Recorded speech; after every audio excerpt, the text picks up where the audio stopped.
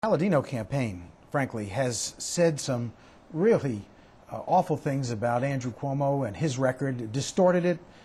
From the beginning, this has been a very contentious campaign. That's been the Palladino way. And his entire team has to have the responsibility to look at themselves and say, are they running the type of campaign that New Yorkers want? So my point to you today is this.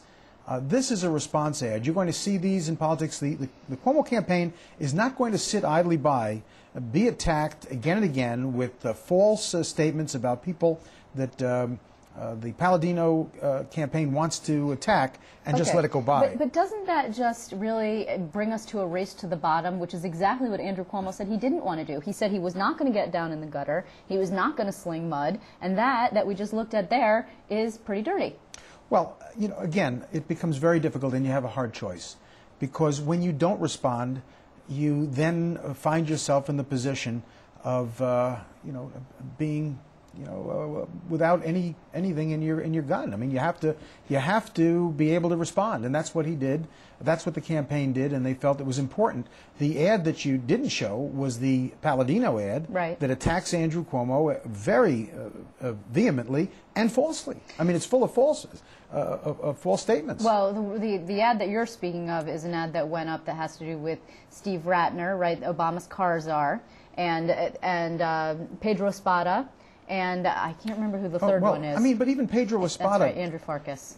But even with Pedro Espada, who went after Pedro Espada more than Andrew Cuomo has? Well, I think the issue was civil. He went after him in a civil way. He brought multiple civil suits against him, but he didn't bring criminal charges against him. And this is a nuance because he doesn't have the power to do so from the AG's office. Exactly. So, it's unfair. I mean, you can only do what you can do, and he did everything he could do. Andrew Cuomo has fought corruption in government vigorously from the get-go. That is his entire record. Don't we get into a place where it's like, you started it, no, you started it, no, you started it, which is exactly the kind of finger-pointing that voters say that they just don't like. They don't want to hear it anymore. Well, look, that's the nature of campaigning today and in today's times, and perhaps it's unfortunate that we all go down those roads. But negative campaigning at times, if you don't answer them, it's shown you lose points in the polls.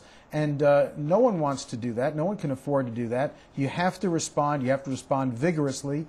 I would say that when you look at the people who work directly for Carl Palladino, he's got far more to answer for by any means than the charges that he's making. So I'm just saying to you, look, what we should be focusing on are the issues. Andrew Cuomo has presented the most detailed policy proposals for the future of New York State and the vision that he wants for New York State. Andrew Cuomo is going to fix our problems. Carl Palladino has spent a campaign bashing Andrew Cuomo and everybody else, even people in his own party, if it suits his purposes. And frankly, I don't want to get into who started this. We know who started it, but the campaign should finish up, and Andrew is finishing it up on a positive with issues. Well, that was not positive, though, however. Let's just say. Well, I'm not saying that's the finish either. Okay. All right. Well, then we'll be finishing positively. Let's